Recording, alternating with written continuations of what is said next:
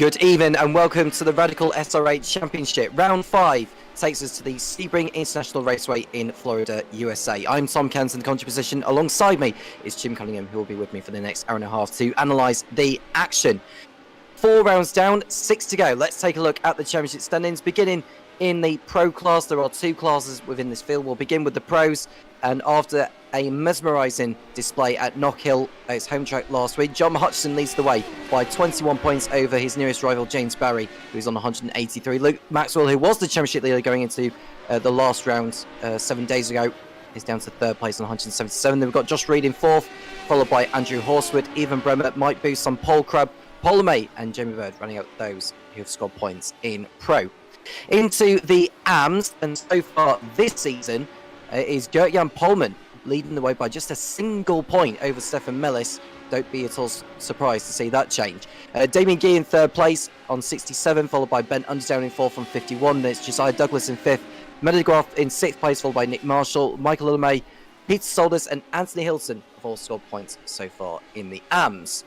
Let's bring Jim in as we enter the last couple of minutes of qualifying. Jim, how are you? Another American track. What are you looking out for here?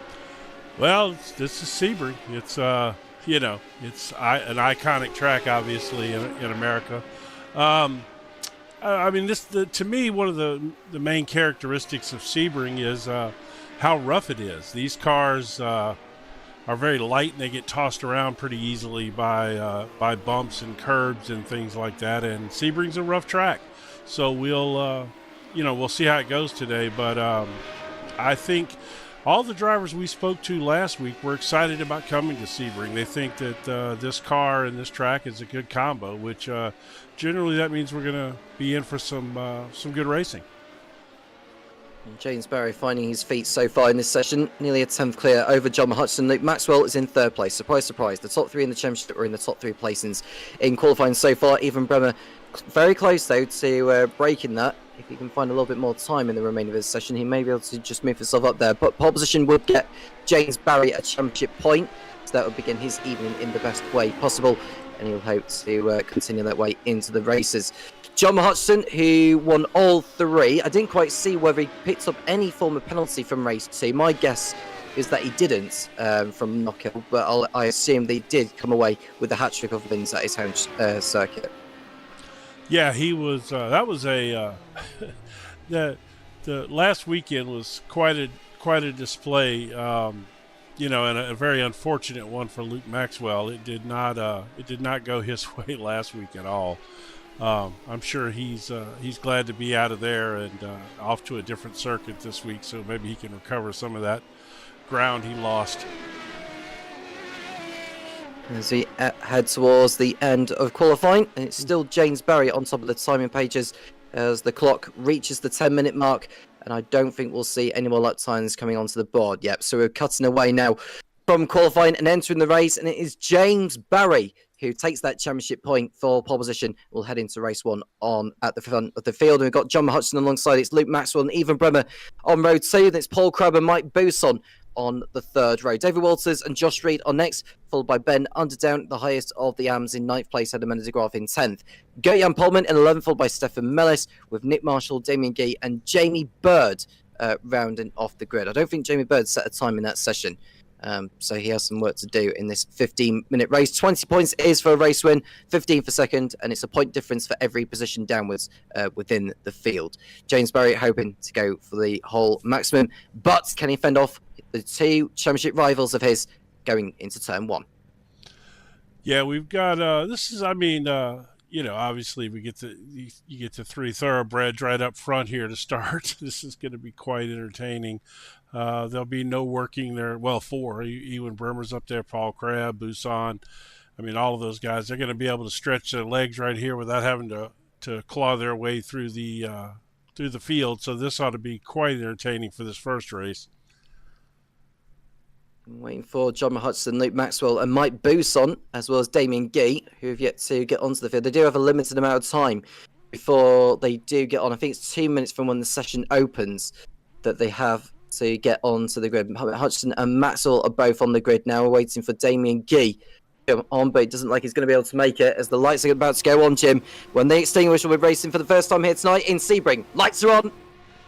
Lights off, it's go, and Barry gets away very, very well. Watch over Hudson to his right. He's got a better getaway, has Matt Hudson. He's going to go to the outside. It looks like the Scotsman is going to be into the lead by the time we get to turn one. So Matt Hudson takes the early advantage ahead of James Barry. A super start there from Matt Hudson. Barry having to settle behind his second place. The track narrows out, but it looks like Barry may be able to get back on the inside, but Matt Hudson is able to get the jump on him. Maxwell remaining for third place ahead of Bremer and Crab, but it's Matt Hudson who takes the early lead, Jim. Yeah, we got away clean there. That was a nice turn one for everybody. And, yes, McCutcheon really pulled away there. He is stretching it out pretty fast here as the rest of them kind of battle behind him, sorting it out. Here comes Maxwell in, slotting into second. And also you've got Ewan Bremer running around the outside there, it looks like.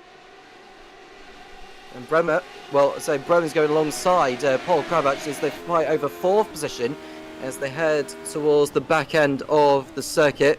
Look and see whereabouts they are. I think this is the tower turn that they are going through now, and coming down the, I think it is the, it might have been Cunningham corner actually, as they head out of there through Collier, and now the tower turn, and they'll be just settling into the race now. It is only 15 minutes long, and there goes, that is Bremer spinning around from fourth position, and he's got some work to do from there, hasn't he, Jim? He does indeed. We also had Minnow DeGraff had a little incident as well. As soon as we settle down here, I'll go back and show both of those, but let's get them sorted out here a little bit.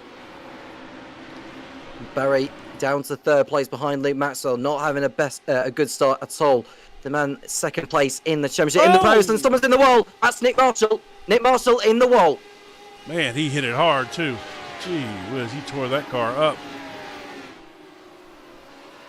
Nick Marshall having a tough start to the season. We are approaching the halfway point in the championship, and he'll be in the pits to get some repair work done. And it looks like Mendes Graf has dropped down a position at the expense of Evan Bremer, which is no surprise because both of which are in different classes to each other. But it's Mahutson who leads. It's Maxwell, Barry, Crab, Buson, Reed in sixth place, and it's Gert-Jan Polman, the highest of the AMs, in P7.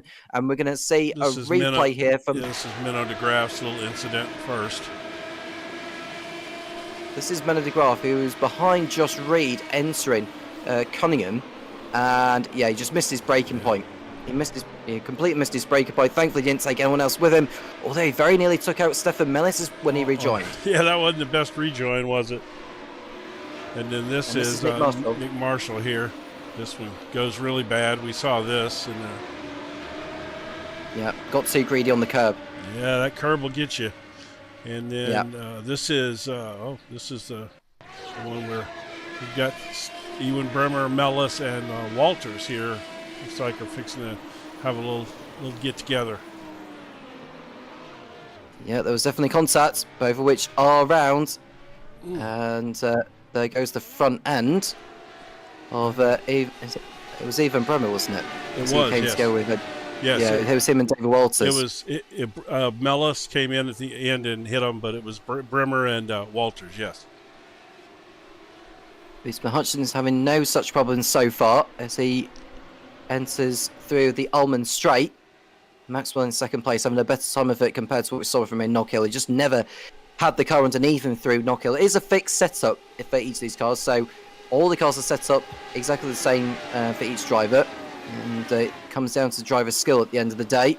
Hudson, continuing the form of what he had last week, he's on 6 wins now for the season. James Barry has picked up a few, as has Luke Maxwell. But James Barry had to wait, I think, until round 3 at Lebanon to pick up his first couple of wins. And so far, he's having a better time of it. But having said that, he lost the 2 positions at the start. And he's now having to work hard to get it back. Making a little quick change here to the timing tower to reduce its size down a little bit. Get it out of the way. Whilst you are working on that, Jim, I'm just focusing on the leaders between Matt Hudson, Maxwell and Barry, because Maxwell is all over the back of Matt Hudson here. So Matt Hudson not exactly pulling away. I don't know if he's just backed off the pace because he knows he doesn't need to be pushing so much at this stage. I will say, though, the top 5 finishers at the end of race 1 will be reversed for race 2. As it stands, it's Mike Buson who'll be on reverse group hold, but a long way to go in this one. We're approaching the 5-minute mark. We're on lap number 3. And judging by the lap times, we're probably going to see, I would say, 8 laps of racing here. Yeah, I'll leave the math to you. You know, I'll end up having to take my shoes off to count that high, so I'm gonna leave that up to you. But no, we got some good action here, and it looks like Barry's about to start to challenge Maxwell here pretty hard. And when is he going to decide to go for it? Because he will want to have enough chances to get the move done on John Hudson. If he's going to come away with the win, he will need to go for it here, James Barry, because of the situation in the championship. 20 points he was behind after picking up pole position earlier. Now he needs to try and get through on Maxwell, and then have a go on the Hudson later on. But he's staying within the slipstream of Maxwell, though he thought about going for it into the final hairpin of the lap of sunset. And it's Maxwell who lives to fight another day, but Barry will be back for more. Yeah, I'm not sure if he's just waiting for a moment or if this is all he's got. You know, these cars, they run them so wide open pretty much that it's really a lot of momentum in these things as well. So you kind of almost have to wait, either catch a draft or wait for the guy you're trying to pass to maybe make a little bobble, you know. Barry getting very heavy on the curb out of the Gurney bend, and now it's the run down towards the hairpin turn before they get to Fangio. And Hudson proving he's still the man to beat so far, but Paul Crabb and Mike Bousson are on the tail of these three, so it could well change very, very quickly. Josh Reed isn't too far behind either. He thinks that he could do something about the leaders. So far, it's Ben Underdown who's the highest of the Yams, as Jamie Bird has got by Gert-Jan Polman for 8th place. He did. Let's take a look at that real quick. Oh. That's why. Yeah. It's because Polman made a mistake at sunset. He did, which is so easy to do. Well, it's a rough little turn to go through there. Yeah, that's I just saw that happen, but yeah, he just slid off the track there a little bit, hit those bumps on that inside. I think Jamie Bird came close to taking a win earlier in the season. Andrew Horswood was one that picked up a win. He's not here this evening for whatever reason, but he did pick up a win at Lebanon, along with James Barry getting the other 2 victories on that occasion. But it's Matt Hudson who is the man who is banging form.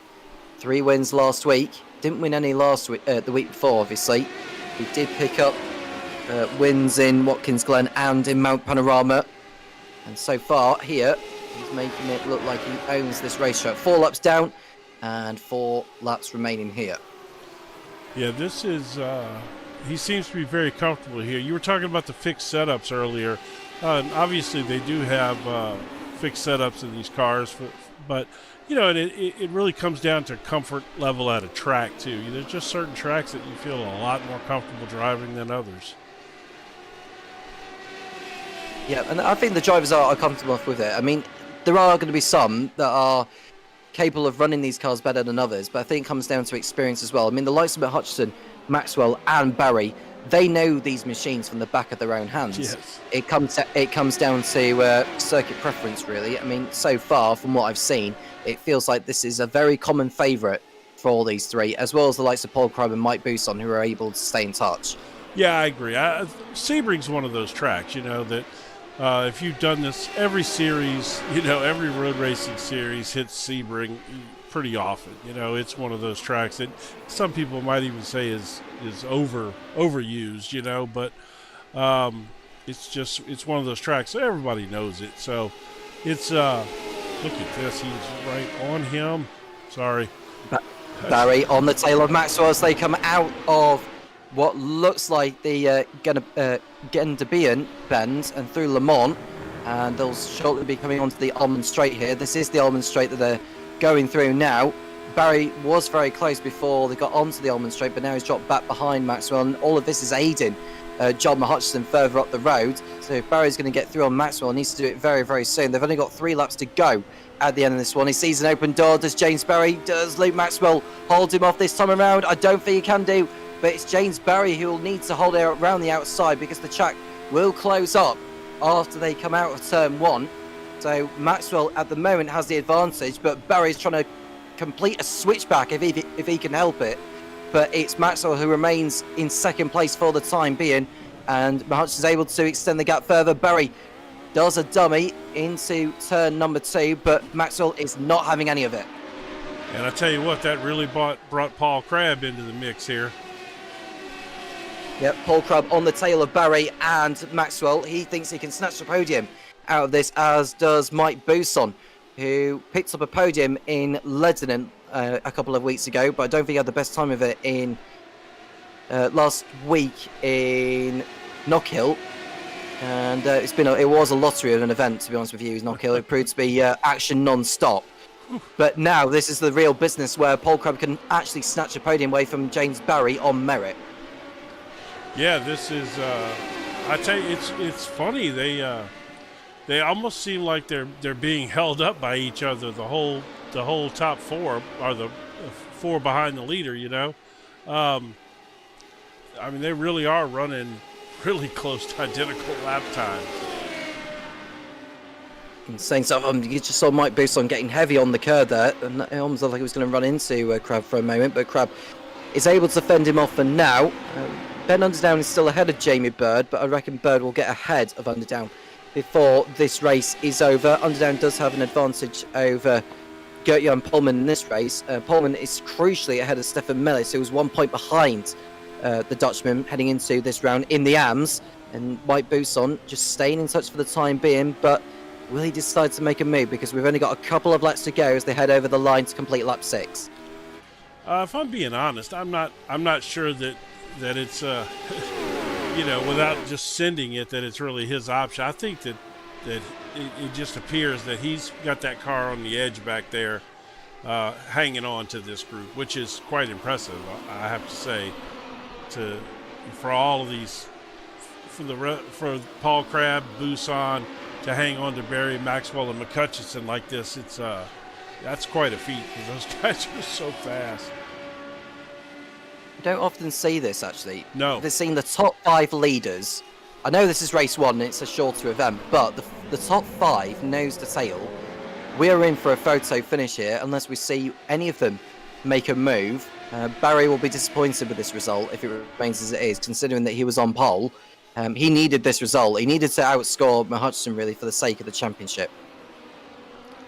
It looks like, I'm just looking over here, it looks like Nick Marshall had another little incident back there, but we won't revisit that right now. We're going to stay with this. Although there is quite a nice battle going on back here with Underdown. Well, Underdown's been overtaken by Jamie Bird, so that was coming all along, I think, for Bird. So Bird is through.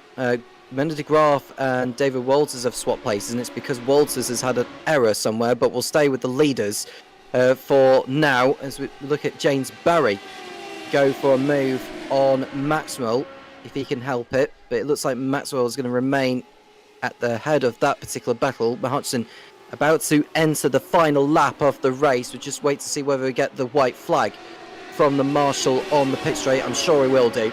But just to make sure as they head over the line now. And I didn't quite see whether the marshal waved it, but I'm sure it is the last lap.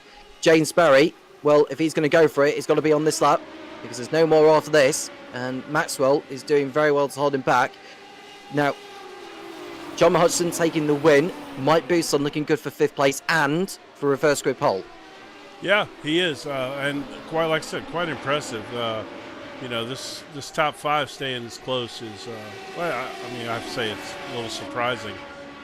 It looks like Stefan Mellis, our 2nd place points runner in the AMS, apparently just had an incident as well. We'll come back to that a little bit in a moment. We'll stay with the leaders because you never know what could happen on the last lap involved in these. Maxwell is closer to Hutchinson than he has been on previous laps, but it looks like Hutchinson's got enough in hand to hold him back here.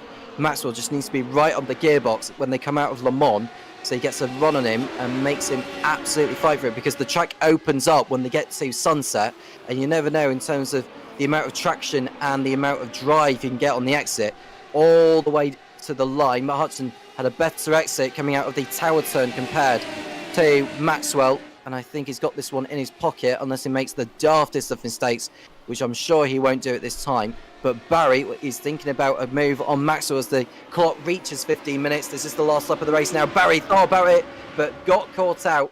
And Buson is going for it on Crab, entering the Ullman straight, and he's past Crab. So Buson, with only one corner to go, is ahead of Paul Crab, unless Crab can fight back. He won't take too many risks, I don't think, will Paul Crab, because he knows he'll be on reverse grid pole. But he's sending one as we look at John Hutchison, who heads over the line to take the first win of the evening here in Sebring, ahead of Luke Maxwell in second place, James Barry third, Mike Buson fourth, Paul Crab fifth, and a reverse grid pole for race 2. With Josh Reed in sixth place, Jamie Bird climbing back to seventh after starting from the rear of the field.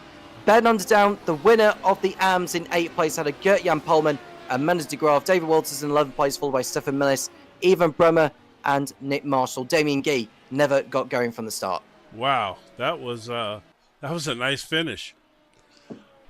That was quite impressive. Let's see here.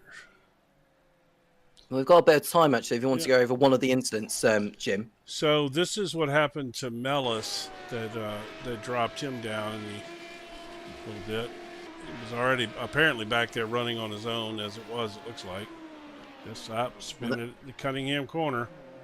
Yeah, it's the hairpin which leads into Fangio. That's where Millis lost the time. And David Walters was able to get past him.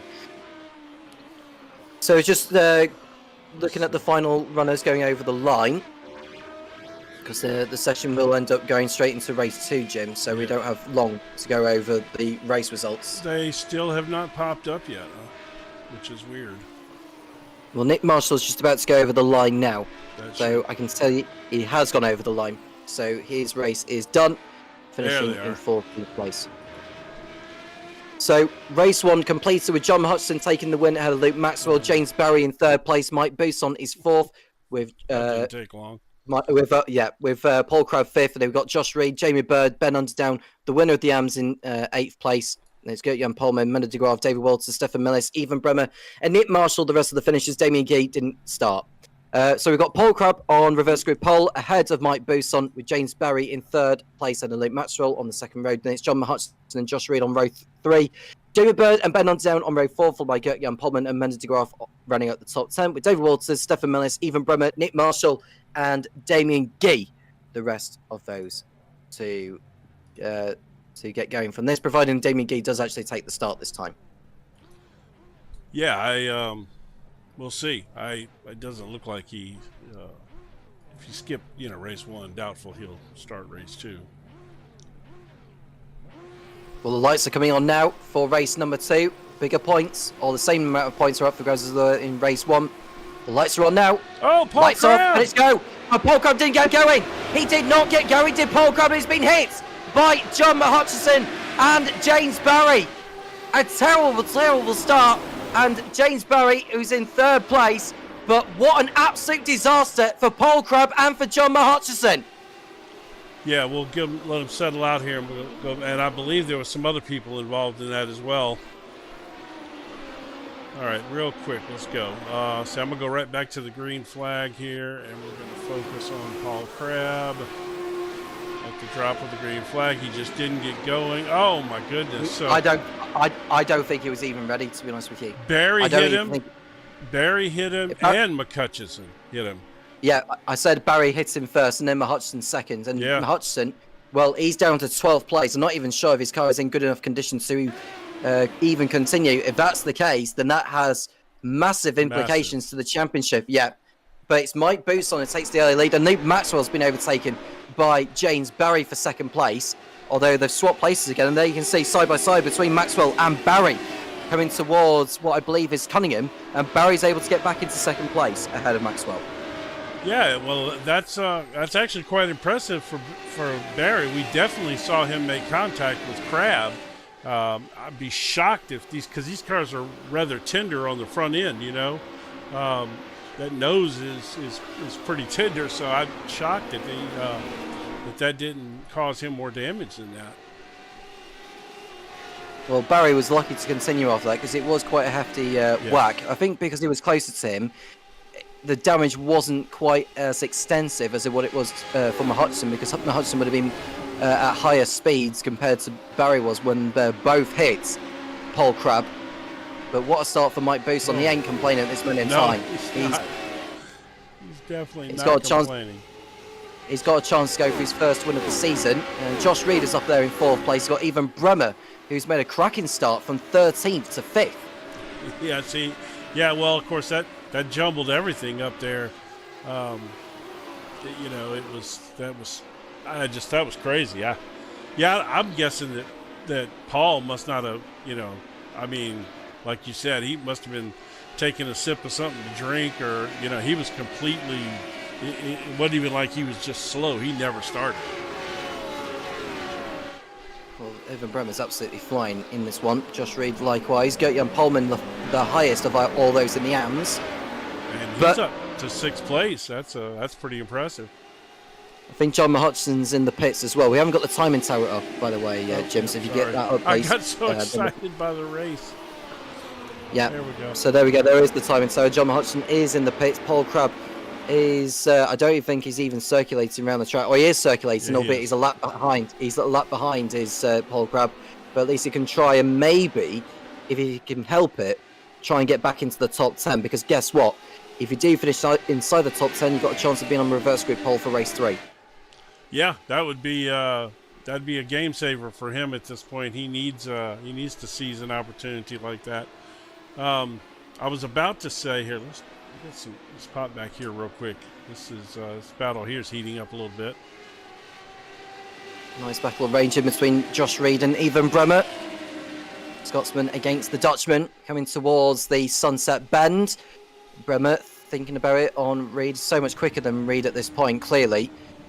He's not able to find his way through at the moment. You could just see how close he is to the wall. It looks like Reed's had a bit of a connection issue. Hopefully that doesn't crop up too many times. If it does crop up too many times, iRacing can actually kick you out. It can actually kick you out if that happens too many times during the course of the session. Yeah, they'll park you. They'll put you in the pits till you've got a good established connection again. Although I've yet to see it actually happen in a race myself. So we see Reed, we see Bremer in 4th and 5th. They're up ahead. We've just seen Barry close back in on Mike Boost on here. This is a golden opportunity for both Barry and Maxwell to get back in the championship fight here, with John Hudson down the order in 12th. I don't know whether Hudson will have the pace after the damage, or to be fair, he's been into the pits for repairs. So we'll see if Hudson can actually recover from this. Having said that, he's 32 seconds off Ben Underdown, who's also 27 seconds off the next car in front of Jamie Bird. Bremer gets past Reed at last, Jim, and I think that was coming. Yeah, we saw that coming. I just didn't want to pull away from this. We'll jump back there real quick and take a look at that in a second. He'd been working on him for a lap or two there, and he definitely got. Oh, they still might be going at it back there. Yeah, they are. Reed and Bremer still going, and Bremer has allowed Reed back through. I don't know if he's had a slowdown as Bremer, or whether they actually made a mistake. But we'll stay with this battle for the time being, Jim, because Barry's right. Yeah, it's too good of a battle to come away from. Barry, well, he's going to be thinking about a move on Buson soon, but will he decide to go for it here? He's got to be wary of Luke Maxwell behind, because he knows Maxwell's in the championship picture. As they head towards the Sunset Bend, Barry looks to the outside. Buson moves to the inside to cover him up, but his exit is not going to be as optimal as Barry as they come out of there. Barry just stays within the slipstream. If he could just stay within the slipstream and get alongside and have the inside line, then the position should be his into turn 1. Barry heading through past Mike Boson, and James Barry takes the lead here in Sebring. And could that be a vital move in the championship? I love that. I love that move. I love that line he used there. He swung out wide to carry a little more momentum coming off that turn, and that worked out just phenomenally for him. Barry in front. I was going to say, that's a driver skill thing right there, what we just saw there. That was a guy skilled at Sebring that knew exactly what line to take to carry the most speed through there to make that pass work. That being said, I'm sorry, go ahead. Yeah, well, Walter's got through on Pullman, and I'll let you finish off what you were about to No, say. I was just going to say that being said, Busan is all over him again, so he's certainly not taking that lying down by any means. Barry in front end of Busan. What about Maxwell? How long will it be before he decides to go for it? It's a big jump from winning a race and finishing second in any race really, because whilst race 2 may be the same point system as race 1, it's a 5-point difference between winning and finishing second. In race 3, it's 25 points for a win and 20 for second. The driver in 10th place at the moment in this race, who is on course for a reverse group pole, that would be Nick Marshall. He could use it too after race 1. It didn't go so well for him, so that would be a nice, a nice little thing for him to end up up there on that pole. He's 28 seconds clear of Ben Underdown, so if he could just have some sensible laps from here on in, then he should be absolutely fine. There's no way John Hodge is going to do anything about that. You don't think? In 13 minutes, you don't think John McCutcheon can make up? No chance. No. That's a bold statement. I like it though. He won't. I like your conviction. I like it. I know he's a very good driver of his caliber, and he knows the car from the back of his own hand, but he's not. Even he himself is not going to make up all that time in 12 minutes. I mean, it is a lot. There's no doubt about that. It's half a minute, and that's just to pass Ben Underdown, and he's got another 27 to make up on Nick Marshall. Yeah, so he's got literally. Point. That's true. He's got nearly a whole minute. Yeah, he does. To essentially be on reverse grid pole. Yeah, you're right. Which is going to be unfortunate for him, But then again, that being said, that's he's used to starting in the back in these races anyway, because he's usually finishing up front. So that won't be that strange of a feeling for him to be coming from the back. I'm just looking at his lap times actually for John Hodgson.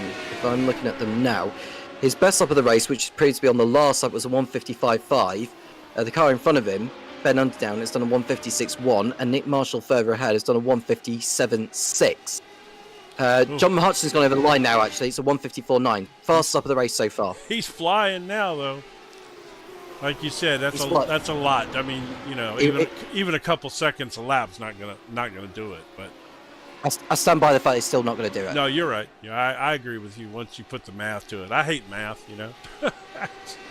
But no, he without a mistake or something happening, you're right. He's not gonna do it. Well, we see a breakaway between the top 3 and Evan Bremer and Josh Reed, who are in their own ding-dong battle. And it's David Walters and Gert-Jan Polman further back, who are going at it nose and tail, although it's only a couple of seconds gap between those two. Jamie Bird will be on the tail of Polman and Walters soon. Need fast up of the race from James Barry, 1:54.8, compared to Mike Booston, who did a 1:55.1, and Luke Maxwell, who also did a 1:55.1. Yeah, and McCutcheon, like I said, is lapping faster than all those guys right now. Just a real quick, I'm gonna jump back there just to see something. He's running in absolutely clean air. So he can just lay down qualifying laps now. Yeah. Oh yeah, he's wide open out there by himself. But Barry looking strong as ever. Twice a race winner this season, both which coming in Lebanon. He won in race 1 and in race 3.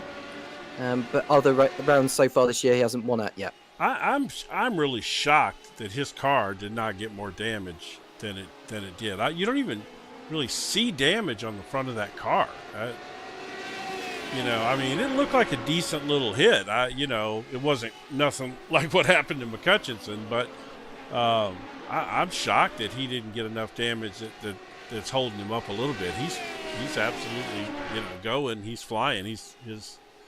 His fastest lap is really close to McCutcheon's, who's out there lapping in open air with no pressure around him. He's done a 1:54.8 as Mahanson with the fastest up of the race so far, which is hardly a surprise. Yeah, but looking at Barry's a 1:54. Just last lap was a 1:54.85, so only 0.05 of a second slower. You just see the top 7 or the top 9 all in the picture on the Ullman Straight, which is nice to see. Isn't it? That's a nice shot. It's a very nice shot indeed. And Luke Maxwell still not able to get through on Busan at this point. 154.7 so far for Berry on that last lap. The new fast lap of the race. That's quite impressive. You know, I mean, well, when you got Busan and Luke Maxwell on your tail back there, you got to put down laps like that to stay ahead of them. I tell you what. Busan made an error.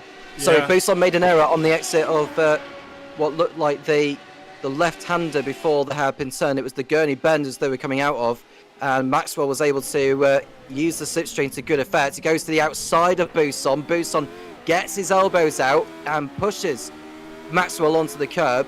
And is able to hold on for second place. But that's given Barry all the buffer he needs. Nick Marshall in the pits with some kind of problem. He'll want to get back out as soon as he can. I mean, he's lost the position to Ben Underdown already. And that might be an opportunity for John Hutchinson to come through. Now, John Hutchinson can keep going as he is. He could still end up on reverse grid pole for the third race this evening. Yeah, well, I won't. That was an incident, so we won't count that. But yeah, you're right. That little incident by Busan and then Maxwell challenging him like that has really helped Barry out. It's pretty much opened him up about a second and a half lead, which is huge in these cars at this end of the field. John Hudson did a 154.9 on the last tour, so not as quick as what it was on the previous lap he did. But it is a 154.7 that Barry has posted so far. You don't get any points for fastest laps in this championship. It's just pole position that you get outside of what you would get for finishing in a race position. Change for places between Jamie Bird and Gert-Jan Polman for 7th place on the road. Bird goes through. They are in different classes after all, so Gert-Jan Polman won't be too fussed about that. Boy, Bird almost slid out a little too far there and clipped that wall. It was close, to be fair, on the exit of Sunset, but Bird lives to fight another day. Next driver ahead is David Walters, who is going after Josh Reed. Sorry, I had the word Jamie in my head then. I don't know why, but now he's under attack. Is Mike Buson from Luke Maxwell heading into the hairpin before Fangio. I just cannot get away from this battle up here. You just, I just keep waiting for a move to be made. By the way, Cunningham corner as we're coming up on right here. I don't know if I told you this last week or not when we talked about when we were coming here. That was named after my father's cousin, Briggs Cunningham. That's very nice. That's actually very, very nice to know. Yeah, he was a world-class sailor. America's Cup. He competed and won the America's Cup, and then he got into auto racing, and that corner's named after him. He even had a car called the Cunningham car, which was kind of similar to Cobra, Shelby Cobra. Looked very similar. That's very nice that it's been named after your father's cousin, and it's a good corner actually, as well as the Cunningham bend, because it's one of the breaking points to get a move done on the drive before you get to the Ullman Straight. It definitely is. And what's funny is this was my very first sports car race I ever attended. I went to the 12 Hours of Sebring here and had no idea at the time that this was named after my father's cousin. I didn't learn it till maybe 15 years later or something. We've got a battle on between Buson and Maxwell as they head out of the Gurney Bend, named after the former Formula 1 driver who was also a good friend of Sir Jackie Stewart. That is Dan Gurney. Two of my favorite all-time drivers. I mean, Jackie Stewart and Dan Gurney were legends, legends. Legends of the game, indeed. And I'm looking at John Hutchinson's lap times here. His last lap time that he posted was a 154.8, but it is James Berry who has the fast lap now, a 154.6, which is a very, very good lap indeed. And Mike Booson's trying to hold about. Josh Reed has had some connection issues again in front of Ivan Bremer. David Walters is looking good to take victory in the AMs with the way this race is going for him.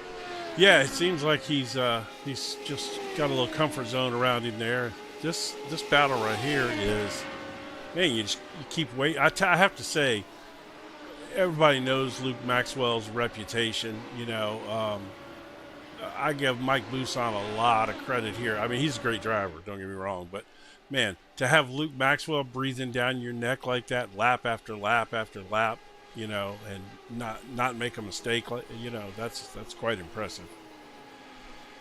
And Bremer doing all he can to hold Maxwell back for the time being. We saw what happened when Barry got through on Buson earlier in the race to take the lead. Maxwell looking to replicate that here if he can just stay in the slipstream. Well, Buson is learning from last time. If he can fend off the inside, Maxwell's just waiting for that gap to open up, but it just isn't a gap for him to go through on the inside, so he has to go right round the outside. Does Luke Maxwell on Mike Buson, and what a move from one of the championship contenders looking to the outside. Buson's still there, but I think Maxwell's got the job done into turn 2. He does it. That was quite impressive there. Super stuff from Luke Maxwell, and a crucial one given the fact that John Hodgson's way down the order in P11. He needs a good haul of points here. Well, he's on course for a second place finish with James Barry looking to close down the arrears in the championship fight between him and John Hodgson. This is a replay of Luke Maxwell going to the outside of Mike Buson, and that was textbook stuff. He did wait to see whether there was going to be a gap on the inside for him to send it, but he went to the outside, used the momentum he was able to gather from the exit of Sunset, and pull off a spectacular overtake round the outside of Mike on that occasion. And well, it's not done and dusted, but that was a scintillating pass there from Luke Maxwell. A lot of respect from Mike Buson there. He could have squeezed Luke out by running wide, you know, and he gave Luke a lot of room, and he did not, you know, push that issue. He didn't use that as a defense mechanism, and I have a lot of respect for him for that. What in the world has happened back here? And now Buson, he's thinking about, could he maybe try and do, this is James Barry, who's coming up behind one of the back markers actually. I don't know why we're looking at James Barry here. I think it just dips a wheel on the grass. No, it's a little more than that. Oh, no, he has a tank slapper. He has a tank slapper, and he had to run wide at the hairpin. That'll have cost him a little bit of time, but he's well clear of this battle between Maxwell and Buson. Buson looking to the outside. I don't think it's going to be as close as what it was when Maxwell got alongside earlier. Buson stays to the outside. He thinks he could maybe do it here, but he has to switch back to the inside. Switch back into turn 2. Goes Mike Buson, but Luke Maxwell shuts the door on him. That was quite interesting there. Mike Buson gave Luke a lot of room on that move on the last lap, and I will say that Luke didn't quite give Mike as much room this time around. Yep. Maxwell remaining in front. It's the last lap for your information. The clock has reached the 20-minute mark, and James Barry is on course for his 3rd win of the season. He'll go alongside the 2 he picked up at Lebanon a couple of weeks ago. But it's Luke Maxwell and Mike Buson 2nd and 3rd. Evan Bremer and Josh Reed are a little bit further back, but looking good for 4th and 5th. Ben Underdown in 10th place, on course for reverse grid pole. He's 22 seconds clear of John Hodgson, so providing he makes no more mistakes from here on in, it's going to be reverse grid pole for race 3. But it's James Barry who is going to be able to close down the gap in the championship. It was, I'm just working it out actually in terms of the points. I think it might have been something like 26 points, I think it was at the beginning of this race, with Barry getting 20 for the win, and John Hodgson only on course for what I believe is 6. That will come down to 12 points heading into race 3. But James Barry will be heading through Sunset for the last time here, taking a wide line. I love that line he takes through there. Yeah. He's got a decent enough cushion over Maxwell and Mike Buson. James Barry sees the checkered flag in sight, and he wins in Sebring. He takes the 2nd race with Luke Maxwell 2nd and Mike Buson in 3rd place. Drag race to the line between Josh Reed and Evan Bremer, and Reed holds off Bremer to the line for 4th place. Man. David Walters, winner of the AMs, with Jamie Bird in 7th place. Gert-Jan Pullman and Stefan Millis complete the AM podium. Ben Underdown will start on reverse grid pole. He's still yet to get over the line. He's got a big enough cushion. I don't know what he's doing here. Has he run out of fuel? Oh my goodness, has he? Has Ben Underdown run out of fuel? So there could be an opportunity for John Hutchison to take the place away from him and be on reverse grid pole. There is John Hutchison, but surely he's still too far back to take it away from Ben Underdown. We'll see. Where is Underdown? Has he gone through Sunset yet? Yes, he has. He'll get over the line. He'll get over the line, will Ben Underdown. It's going to be close, though. No, he got it. Yeah, he's got it. So Ben Underdown, 10th and on reverse grid pole. It looks like he ran out of fuel. It does look he like could have gone a little. I think he went into fuel saving mode maybe in the last couple of laps, but he's very lucky. It was only 8.5 seconds clear of John Hutchison when they crossed over the line. So the race 2 result, James Barry takes the win ahead of Luke Maxwell with Mike Bousson in 3rd place, Josh Reed 4th, Ethan Bremer is 5th, followed by David Walters who wins out in the AMS, Jamie Bird 7th, Gert-Jan Polman 8th, Stefan Millis 9th, and Ben Underdown in 10th position and on reverse grid pole. John Hutchison in 11th place, he's got some work to do in race 3. Mendes de Graaf, Nick Marshall and Paul Crabb made it to the end. Damien Guy once again didn't start. Yeah, McCutcheon almost caught a break there. If Underdown would have run out of fuel about a quarter of a lap earlier, I think that would have been enough for McCutcheon to catch him.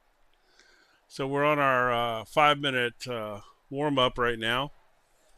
So what's your takeaway from the first two races so far? It's not quite as action-packed as what we saw in Knockhill last week, but it's nice to see that we've seen. Yeah, but I think the consistency from the top runners in like how they're doing lap by lap by lap, they know this circuit clearly, and it's nice to see that we're not seeing too many mistakes. I don't think from each and every one of them. We'll answer a few questions actually. Well, say a few questions. We'll shout out to the likes of Paul LeMay saying good evening, gents. This should be an absolute cracker. I couldn't agree more, Paul, and. He agrees with you, saying it's a fantastic track as well, Jim. The Horse is also saying evening to us all. Hello, the Horse, whoever you are. Well, I'm assuming that's got to be Horsewood, right? It could well be. I mean, I'm assuming that it is. That's what popped into my head anyway. Wish you guys were here. Miss both of you. This is a great track. I mean, it's Sebring. I mean, it's just it's just one of those iconic tracks, and it's rough. I tell you what, it will beat in these cars. It'll beat you to death. I wonder if that's why Paul didn't show up for this one. This be a tough track on his neck for sure. Paul LeMay will be hoping to be back with us next week, and it's a good time actually to look at the calendar, Jim, on where we'll be heading to. We've been to Mount Panorama, we've been to Watkins Glen, we've been to Leadenham, we've been to Knockhill. Tonight is Sebring. Next week, we head back to Britain, over to Thruxton, who recently held the latest round of the British Touring Car Championship, which will resume this weekend at Alton Park, which I happen to be going to, as I'll be doing some commentary work for someone. We go to Zolder on the 30th of June, then it's off to the States again at Road America, Spa on the 14th of July, and we run out the season on the historic layout of Monza. I'm excited for several of these tracks coming up. I'm excited to see these cars at Thruxton. I know it's going to be that's definitely a momentum type course, so that ought to work well with these cars. And then I have not called a race from the alternate circuit at Zolder yet, so that's going to be interesting. Obviously, Road America. Again, growing up in the United States as a sports car fan, Road America is one of those tracks. The bike layout at Spa, everybody knows how excited I am about that. I just want to try that one out, and then of course historic Monza. That's the best ever there. In case those are wondering, what is the alternate version of Zolder? I think it's probably on a previous configuration, not what it is now. I'm looking on the Racing Circuits website really to answer that question, because I'm keen to find out. My only assumption would be is that it may go round in the reverse way, which is how some do it for Knockhill.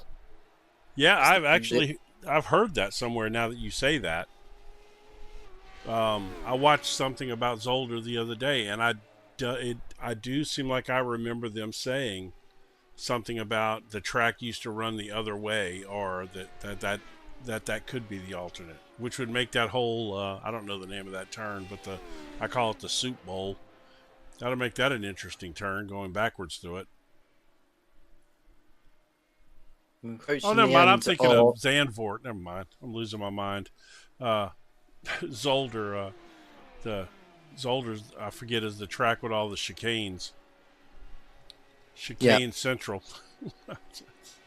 And some of which were put in there after the accident involving Gilles Villeneuve, who we suddenly lost. Is that where he passed away at? Yeah. I did not realize that. Yeah, all the way back in 1982 during practice for the Belgian Grand Prix that weekend in Zolder. I hate to admit this, but I was actually watching Formula One back in those days. I've been around that long. I was young, but I was, I guess I was 82. I was, 15 years old, 16 years old, something like that. Yeah, I remember when that happened. Oh, I think we're we're not quite ready yet. It's not. I remember when that actually happened. That was horrifying. Yep. We've got the grid now, Jim. So Ben Underdown on reverse grid pole. Had a Stefan Mills. It's Gert-Jan Polman making it 3 AMs in the top 3, followed by Jamie Bird, the highest of the pros. And it's David Walters in 5th place, ahead of Evan Bremer on the 3rd row. Josh Reed and Mike Boost on row 4. Then we've got Luke Maxwell and the race 2 winner of James Barry in 10th place. John Hodgson in 11th spot behind his nearest rival. That'll be very interesting, alongside Miller de Graaf, Nick Marshall, Paul Crabb, and hopefully, if he starts this time, Damien Guy from 15th position.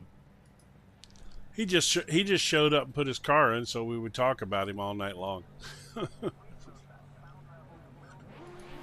What do you think then? Well, I say that with the lights coming on, and Ben Underdown is not even on the grid, but the lights are coming on. Lights are on. Lights out, and it's go for race number 3 here in Sebring. It's Stefan Mills who leads the way ahead of Gert-Jan Polman, but it's Jamie Bird who's in the pros in 3rd place. And we look to see whether he can make a move on the 2 AMs very, very quickly. If he can do that, he can build a buffer. We've got a spin already. That's David Walters going round at turn 1. And it looks like he may have collected another car there. We'll have a look at that in a moment. But it's Stefan Mills who leads, who runs wide at turn 2. Needs to be careful not to rejoin unsafely. And very, very nearly wiping out some of the front end. And James Barry and Luke Maxwell going at it already. They're already up to 4th and 5th, those two. They are. Wow. They've made up 6 and 4 spots, respectively, in, an 1/8 of a lap? Well, something like that. Mellison's driving it in there deep. He's frustrated. You can tell by the way he's driving. Yeah, and he'll have overcooked the rears when he was going off there, so he just needs to tread carefully in the opening stages. There's Stefan Mills. But we just see Gert-Jan Polman be overtaken by Jamie Bird. Bird looking to get past Gert-Jan Polman for the lead. I think it might have been... he is behind Polman. That's the battle for the lead, not 2nd place. I was looking at Stefan Mills for a moment there, but he's down the order. So it's Gert-Jan Polman who leads ahead of Jamie Bird. It's even Bremer. There's a collision. Mike Boost on. That's Mike Booston, I think, who's been collected by someone there. The front end is gone. And that's going to be a long race for Mike Booston, I'm afraid, from here. Was that Miller de Graaf that he got? It's Stefan Mills. We're looking at Miller de Graaf here. That's Stefan Mills who's in front there. Yeah. Oh, yeah, so it was Miller de Graaf who collects... Oh, it very nearly collected David Walters as well. Walters had to dive out the way to avoid him. Bird takes the lead from Polman before that one is out.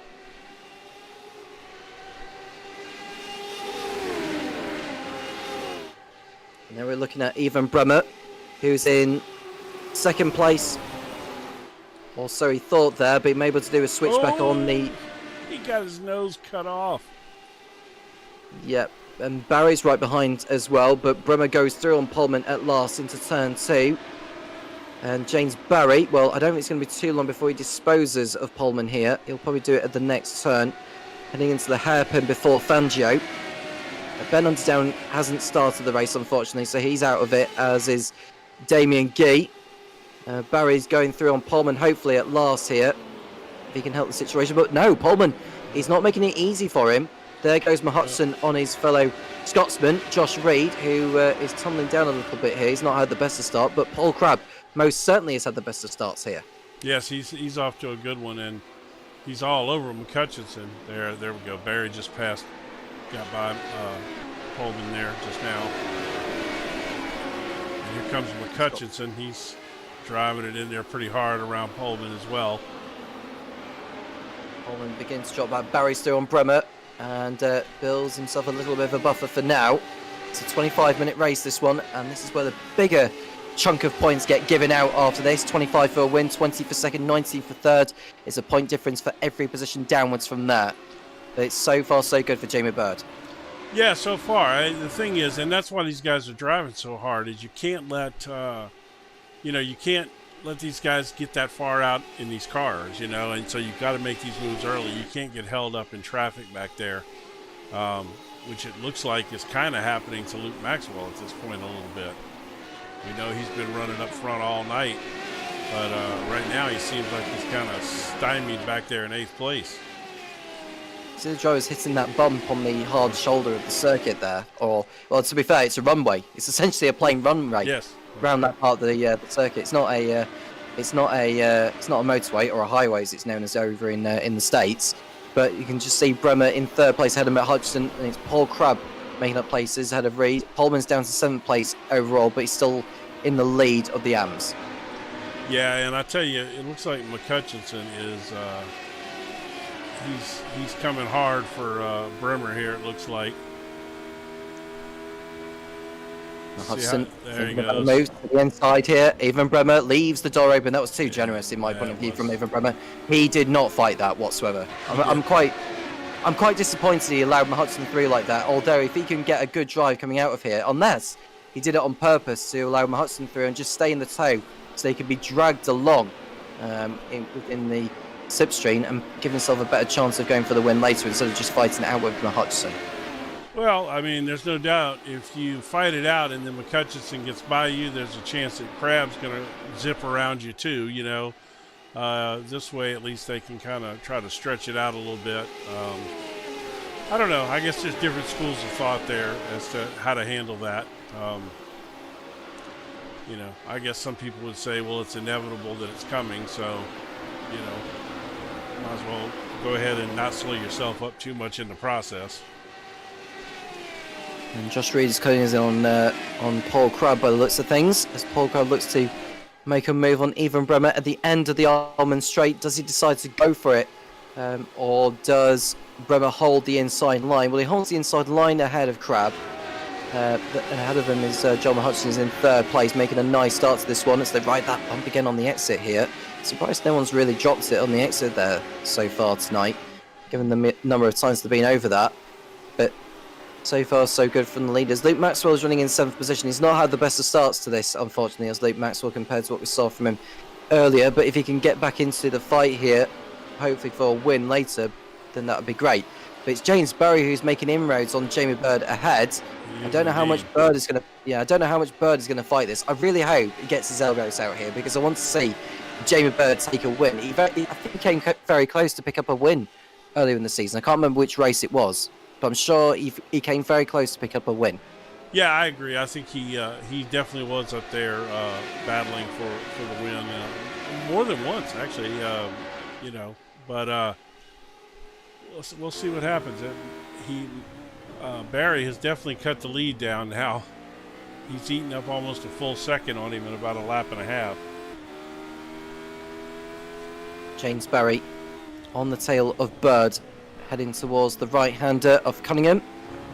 And they come out of that, and it'll be a few kinks before they enter the Le Mans corner, the right-hander, before the Almond Straight. Bird, well, this is going to put Bird to the test here to see if he can actually just hold it out, because he knows how much faster James Barry is on paper, but it's just whether he's got the energy to hold him back. But he's allowing Barry to have the inside line. I think this is a foregone conclusion, to be honest with you, because Barry has got more than a car's length alongside, and we've seen how effective the inside line has been. Oh, this gone too deep. He went too deep, did Barry? No, that's his line. Remember, he takes that wide line. That's what he does. See, Well, if he's done that, he carries the if he pulls it momentum. off, if he pulls it off, that's genius from Barry. And he's going to the outside of Jamie Bird into turn one. Bird will have to outbrake him here, make it as difficult as possible as the track closes out. Now he needs to be on the inside, does Bird. He needs to make it as tight as possible, but he's allowed Barry to have the inside line, and I don't think Bird's going to have anything to respond to that. Why he didn't cover the inside line on the outside, I do not know. And now Matt Hudson is looking to make his way through the open door there, but I'm really disappointed that Bird didn't cover the inside line heading into turn two. Yeah, let's see here. He's gonna. Yeah, he made that. That's a tap. That's a tap from Hudson there on the inside. I'm sure that was accidental, but that has cost Bird another place at the expense of Even Bremer. Well, to be honest, I think McCutcheon made that move, and I don't know that Jamie realized he was there. And Jamie turned into him, bumped him, and then got off of him. And when he did, that cost him the time, which allowed Bremer to slide through there as well. I don't think that bump was actually on McCutcheon. I think it was more on Bird not realizing he was there. In fact, we'll go back and take a look at it in a second here just to see. As they spread out here, it looks like they're stabilizing. Let's go back real quick and look at that. Josh Reed is all over the back of Paul Crabb as we speak. It's over at the hairpin. No, okay. McCutcheon did kind of give him a little shot there. All right. Yeah. That's one way to clear him out of your way. Well, Hudson through into second place, but Even Bremer's on the tail of him as they come towards Sunset. Approaching the end of lap number 5. And Barry takes a wide line into Sunset, as we've seen from him time and time again, as they exit Sunset.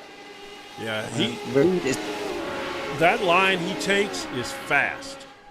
It looks like he's overshot it, and everybody tries to dive underneath him there. But that's his line, and it's a fast line. It's a fast line. I'm learning something from that. I'm going to try that next time I come going forward, that may be a line for you to do. Jamie Bird has lost places. Yeah, he's had trouble here. Let's see what happened to him. I wonder if it's a connection issue he's had, or whether it's a genuine spin here as he gets on the curbs. Oh yeah, no, it's a genuine spin. Oh, and Josh, Reed, no, it's David Walters. Oh, was that Reed or was that Walters? I think it was Reed, because now Reed's just slightly ahead of him. So yeah, I think it was Reed. It's a shame for Jamie Bird dropping down on the orders behind Josh Reed, and that's helped Luke Maxwell gain a couple of positions because of all of that. And now he's approaching the rear of Paul Crabb, as we're now approaching the halfway point in this third race. Yeah, Luke has not really seemed comfortable here tonight. You know, we've talked about different guys feeling comfortable at different tracks, and this one just does not seem to be his track, you know? Luke Maxwell's form has dipped in the last couple of weeks. I mean, you can use a couple of rounds as drop scores, because they do take into account the best 8 scores out of the 10 rounds over the course of the season. But I think even with that, I feel disappointed with Luke Maxwell, because he hasn't been able to sustain the form from what we saw from him at the beginning of the season. And when you look at James Barry and John Hodgson, even when things don't exactly go for them, they compete better when things don't go for them, compared to how Maxwell does, in my opinion. Yeah, I guess I wouldn't argue with that. I think a lot of it comes down to, you know, tracks you like and feel comfortable at. And I think if, you know, he's going to, and bad luck as well. You know, you get caught up in somebody's incident, or you create your own incident. You know, Luke had some trouble there a couple of weeks ago, or where he was just struggling. He was was it last week? It was at Knock Hill, right? Where didn't he spin the car several times at Knock Hill last week? Yeah. That little circuit's tough, man. I could easily see how somebody would not like that place. From our perspective, that's one of the most exciting races that we've called all year. I mean, you didn't stop for the entire hour.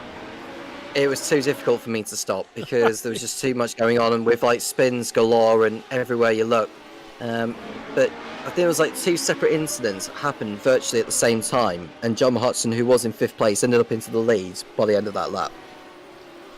Yeah, that's that was. I mean, that was just the whole thing was kind of nuts last week. I'm still jacked up over that race. I loved it.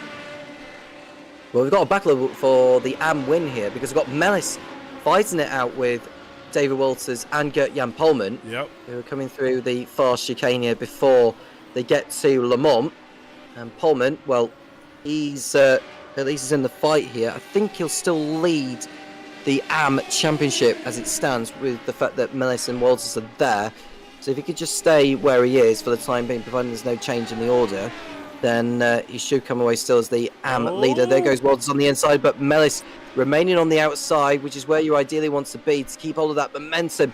But it feels like his momentum has shot there on the exit of Sunset as he went over that bump. I think he had to lift. I think he overshot that a little bit, was headed for the wall there. I think he had to just get out of it a little bit, and I think that's going to cost him right here. Yeah, and that's allowed Walters to go on side. This is classically where we've seen Mellis make a mistake. You know, when he's running clean and fast, he's doing good. But when he gets like if he makes a little mistake, he seems to compound that. Like if somebody gets by him, then he seems to compound it with another mistake. And I think right now what we're seeing is a result of that. The final turn there is finally caught up to him now. But now let's see what he does from here. If he can, regain his composure and hunt Walters back down and retake that spot. I'm trying. Oh, there he goes. Oh, Sven, that's Mellis. That was too desperate from Mellis trying to get back through on David Walters. That is. I hate to do that to him, but that is classic. Classic Stefan Mellis. That's what he needs to work on in his game. As we've got Paul Crabb and Ewan Bremer here getting after each other. Ewan Bremer dropping behind Paul Crabb, and the thing that manoeuvre from Stefan Mellis on David Walters, or that attempt that didn't go the way he wanted to. I think that was just too desperate when he lost the position earlier on in the lap. He just didn't really consider the move properly, and he got punished for it and fell behind Gert-Jan Polman as a consequence. Yeah, but now. Oh, go ahead. Sorry. No, keep going. Yeah. Well, to be fair, it's gone away from me now. Actually, thinking of it, but Bremer's behind Paul Crabb in the fight for the final podium position. James Berry in the lead ahead of John McHudson. Yeah, McHudson's he's staying there, but he's not pressing him too hard. This has been a good little battle right here, and then there's kind of a gap up to McHutchinson from these two. As you can see, they're up the road there a little bit. McHutchinson's way up here, and of course Barry out in front. I'm really waiting to see this battle materialize. Yeah, well, McHudson won't want to gamble too much for the sake of the championship. He'll still lead the championship as it stands, even with Barry taking the victory here. I think the gap was 12 points coming into the third race. If it was to remain as it is, it would be down to 7. So John Hudson will still be the championship leader, providing he doesn't make any mistakes from here. What I will say is what Paul LeMay has mentioned in the chat, saying he's out for the rest of the season and maybe half of the next. Oh, no. That must mean he's having surgery or something. That's a tough one. I feel you. I've got some neck issues that I'm eventually going to take care of myself. Yeah, that's tough. I hate to hear that, Paul. Well, keep joining us in chat. In fact, if you'd like, we can set something up, and you can come join us one week in the commentary booth, and we'll have some fun.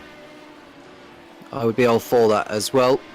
Paul LeMay, one of the veterans within the Radical SR8 Championship, has competed in some rounds this season, but judging by what he has said to us, he'll be out for the remainder of this one, and we do wish him a speedy recovery. As we see Paul Crabb, I think he had to get off the throttle there to counter the oversteer, and that has given Ewan Bremer the gap to go through into third place. We're now on lap number 10.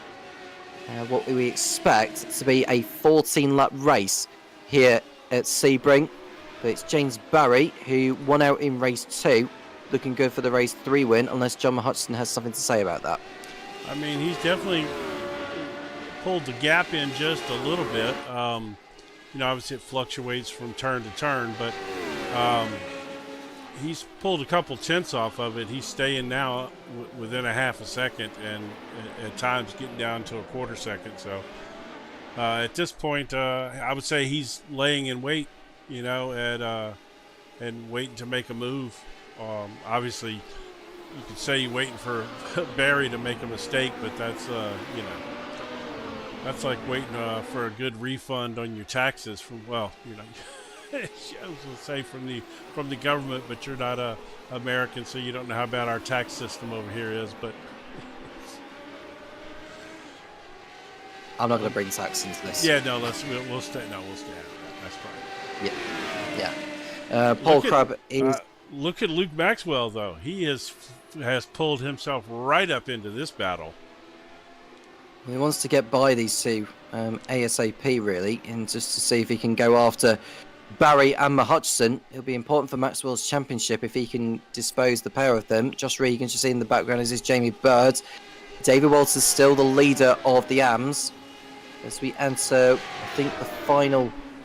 Well, looking at the time we've got left, it's going to be nip and tuck. It's going to be 4 laps or 5. He's gone over the line now as James Barry to begin his 11th lap. It went over the line with like 4 minutes and 45 remain. I think he's got, I would say 4 laps, but I could be wrong. It's going to be really, really tight on the times. As we see Paul Crabb holding off Maxwell for the time being. Maxwell will have the inside line for turn 2, coming out of 1 here. And Maxwell, well, I'm surprised he actually backed out of it because he felt going over that curb to get the position is not the right way to go about it. No, that's a quick way to spin yourself. That's one of the nastiest curbs on this track right here. Sure upset your car, and then you lose all the momentum running down the straightaway. And at this point, with 3, possibly 4 laps to go, losing that momentum here would be bad. You know, I think best case scenario for Luke would be to pass these two and finish 3rd. I don't think that there's a whole lot more out there for him than that. You know, at this point, with, like I said, 3, potentially 4 laps to go. Here he goes, huh? It's easy. Is he close enough, Maxwell? We'll see if he... He's kind of... It's... He needs to get on the tail of Crabb, really, and get alongside.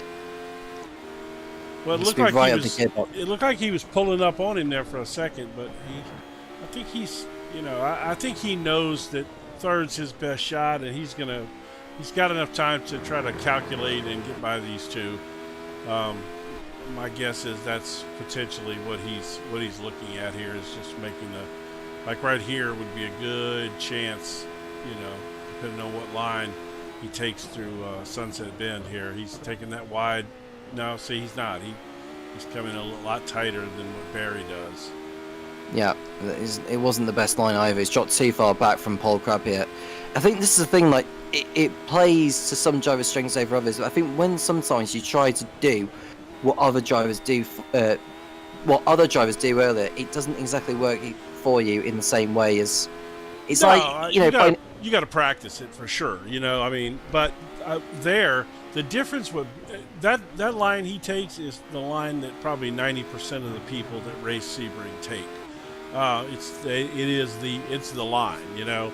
But that line that Barry's been taking through there is quite odd. I mean, but it makes sense that he would be carrying that momentum, you know, and it's working. But yeah, it's not for everybody. But I don't know that, you know, I think you have to see him do it, and then you may not even realize that he's doing it. You may just think that he is, he overshot it a little bit. You know what I mean? Look at Luke Maxwell, who's still stuck behind Paul Crabb and even Bremer. Bremer on course for a podium ahead of Crabb. Josh Reed is in 6th place ahead of Jamie Bird. Further down the order, David Walters is nearly a couple of seconds clear over Gert-Jan Polman. In the battle for honours in the AMS, Stefan Miller is looking good for a podium position, but he would lose slight ground to Polman in the race for the AMS title. I think Mellis would be seriously is going to be seriously disappointed with a third place here, given where he was at earlier in this race to finish third in the AMs. He's probably gonna walk away disappointed with that. I would think. And they're heading over the line. Are we seeing a white flag from the marshal that's just been waving? Well, Barry's going over the line now. Didn't see whether the... No, he doesn't look like he's waving one. No. So yeah, I saw him up there. He didn't look like he was waving one. that might buy Maxwell some time to get a move done for third position if he can get ahead of Crab and then Bremer. We're not seeing a lot of action on circuit, I can tell you Paul that. Crab had a little twitch right there. Oh, and then this is Maxwell's chance right here. Maxwell alongside Crab heading towards the hairpin.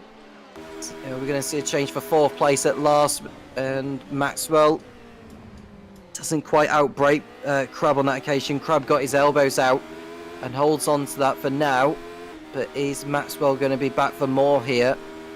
This has helped even Bremer pull further away from these two as we enter the final stages of this third race here in Sebring.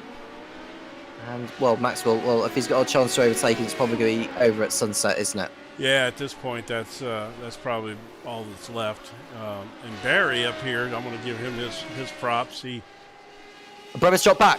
Bremer's made a mistake somewhere. Oh, big mistake. Oh, my gosh. On the penultimate lap of the race, even Bremer from third place has hit the barrier. You can just see his steering's all askew. That's effectively the end of his race. Oh, my And that has given the final podium position to Paul Crab. Yeah, and Maxwell's going to give him a run. We'll have to gingerly go back and forth between these two. I want to make sure we catch Barry going across the line with his win, but I want to jump back to them two just to see. The white flag is being waved. Barry heads over the line to begin the final lap. It's very, very nip and tuck, actually. We've been a 25-minute race. But Maxwell is in the slipstream of Paul Crab before they get to turn one. Is he going to send one here to the inside? Doesn't look like he's going to be. And he's too far back. So he'll probably wait for the final straight. Bremer, who got... Well, I don't think anyone else had got caught up in his shenanigans. Mike Bousson in the pits also with issues. And so he looks like he's had a moment somewhere. Real quick, jumping on these two. It was a lot closer than it is now. It kind of separated on me. Well, Mellis got through on Pullman for second in the AMS. That's important for the championship as well. Oh, it is. And Maxwell could do with another point for the sake of the championship. He can get by Paul Crab here on the final tour. Mike Bousson does rejoin the race in 12th. Martin going for it on Barry as well. Martin attempts to get by Barry on that time, and this race is far from dusted here with only half a lap remaining. What happened? Barry had a 1.5-second lead. Well, I thought it was less than that, but it's a lot closer now between him and John Hutchinson. Barry needs this win. He needs this win for the championship. Hutchinson does not need to take too many risks, but he also desperately wants to take a win. Oh, no! Both of which have come away with victories tonight. Both will want to come away with two, but only one can take 2 wins this evening. And it looks like James Barry has done about enough to hold back his rival for the title here. Wow. Maxwell made a mistake in the background, so that's his chance of a podium extinguished. But James Barry is about to hold on here ahead of John Hutchinson, unless Hutchinson can do a drag race to the line. Just see Barry go over the bump, but he's done enough. James Barry takes the 3rd win this evening. It's 2 out of 3 for James Barry. John Hutchinson in 2nd place. Paul Crab collects the podium after all that. Luke Maxwell in a disappointing 4th. It's Josh Reed and Jamie Bird the next to take the checker flag. David Walters will hold off Stefan Mellis to the flag. Mellis got overtaken by... Walters got by Bremer on the final tour. Bird crossed over the line ahead of Walters. And Mellis will hold off even Bremer to the flag. Gertjan Pullman completes the AM podium in 10th place overall, with Mendes de Graaf, Mike Bousson and Nick Marshall, the rest of those to finish. Well, all right. That was that got a lot more exciting there the last couple of laps. Holy cow. No, I mean it was good. It was great racing the whole time. But I'm telling you, the last time I looked up at the timing tower, and James Berry was a second and a half or 1.4 seconds ahead of McCutcheon, and I decided to cut back to something that was happening in the back, further back. And you said it wasn't very long. Half a lap later, you said he's challenging him for the lead. And I'm like, where did that go? Wow. Okay. Well, that was that was fun. It was a very good win for Barry, and an important one of that. That's 2 wins from this evening's action. I'm looking to see where he finished in race 1, just to give myself a reminder for when we do interview him. Here you go. I can actually bring up. This is from the first race. So that's 3rd. So it's 2 wins and a 3rd place for James Berry. John Hudson collecting a win from race 1, 11th in race 2, and 2nd in race 3. So rundown on the race 3 result. James Berry wins ahead of John Hudson. Paul Crow picking up a podium in 3rd ahead of Luke Maxwell. Josh Reed in 5th ahead of Jamie Bird. David Walters, the winner of the AMS in 7th place. Stefan Millis behind him in 8th, and 2nd in the AMS ahead of Evan Bremer. Gert-Jan Polman completing the AM podium in 10th. Miller DeGraff in 11th place, followed by Mike Bousson, and Nick Marshall was the rest of those. Was the last driver to take the checker flag. Ben Underdown and Damien Gee were the drivers that did not start the race there. Damien Gee never even started all 3 of them, so he won't be gaining any points. That's 3 races done for this evening. Let's do some interviews. Let's bring in James Berry, considering that he's been waiting for a little bit. Yep. We'll get him in now, and we'll discuss about his evening's performance, because it's safe to say, James, that you have performed quite well tonight. 2 wins and a 3rd place. Good going for the championship, don't you think? Yeah, really good. Yeah, just awesome pace. Really had a lot of confidence at this track, and super fun to race at this track. So yeah, really enjoyed it today. How have we found Sebring compared to Knockhill? Because we saw the drama of Knockhill, and obviously it was a first for Jim to really notice how compelling the Knockhill track is. But how have we found Sebring? Because it seems to be a common favourite for the drivers in these cars. Yeah, as I said, a lot of confidence here. I drove this track a few weeks ago in a different series, and compared to Knockhill, I mean, you can just have a lot more confidence, and a lot more confidence to battle people and go for overtakes. Didn't get involved in any incidents today, so it was nice. Well, you say you didn't get involved in any incidents. You hit the back of... Did you not? I'm surprised that the car didn't sustain more damage than it did. Yeah, I got a contact notification. Definitely felt it as well, so I was straight away checking for damage, but fortunately I was scot-free somehow. Yeah, it just happened to be luck on your side tonight, so I credit you for that. But how have you found the season so far? We're reaching the halfway point. How could you sum up the opening 5 rounds from your perspective? Because I think it's sort of a little bit slow for you, but I think by the time we got to round 3 at Lebanon, things started to pick up when you took a couple of wins there, and you've taken a couple of wins here. Yeah, I'm not thinking about it too much. I'm just coming to enjoy driving the car. So yeah, I mean, I guess it's going all right, and if I do the rest of the races, then hopefully we can challenge for the title. The gap has definitely come down between you and John Hutchinson, who we'll speak to in a moment. But do you think you're definitely in this championship fight? Do you think there's definitely more to come from you, given the tracks we've got to go to? And we've got Thruxton next, another British track, which I assume is one that you are quite a firm favourite of.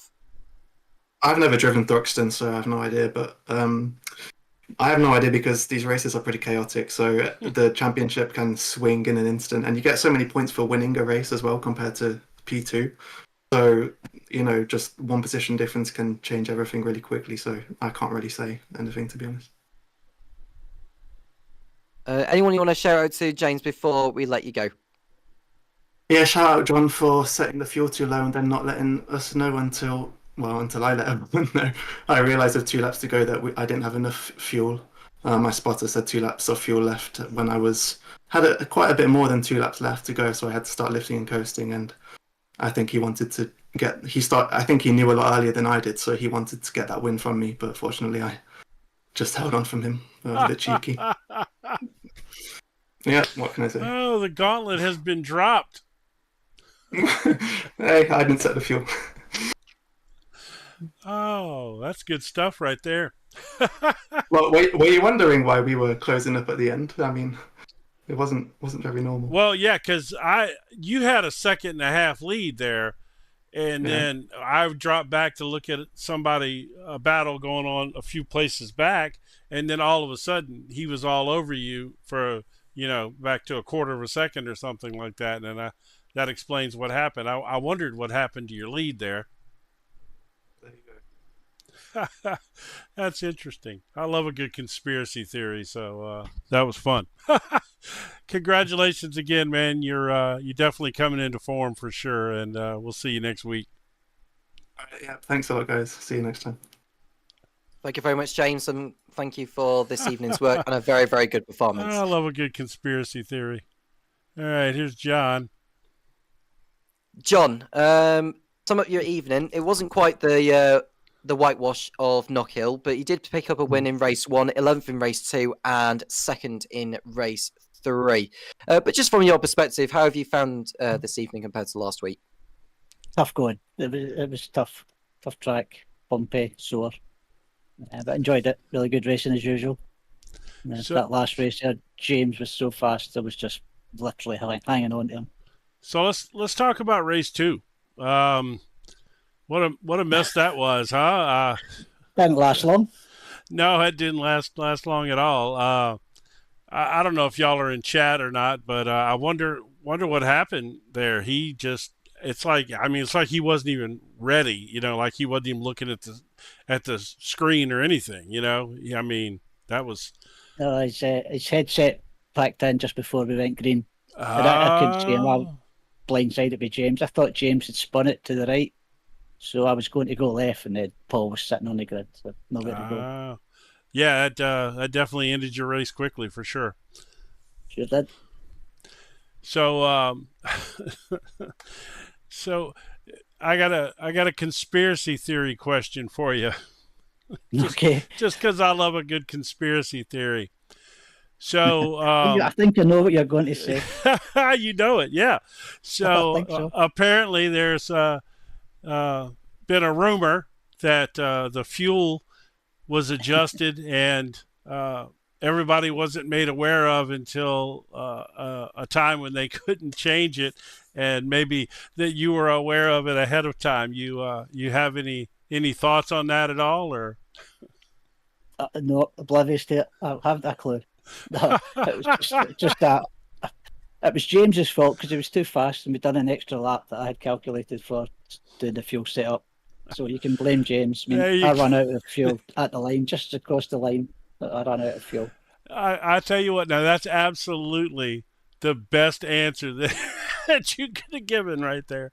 Yeah, it's all James's fault. If he was a little slower, we wouldn't have had to run that extra lap. It would have been no problem.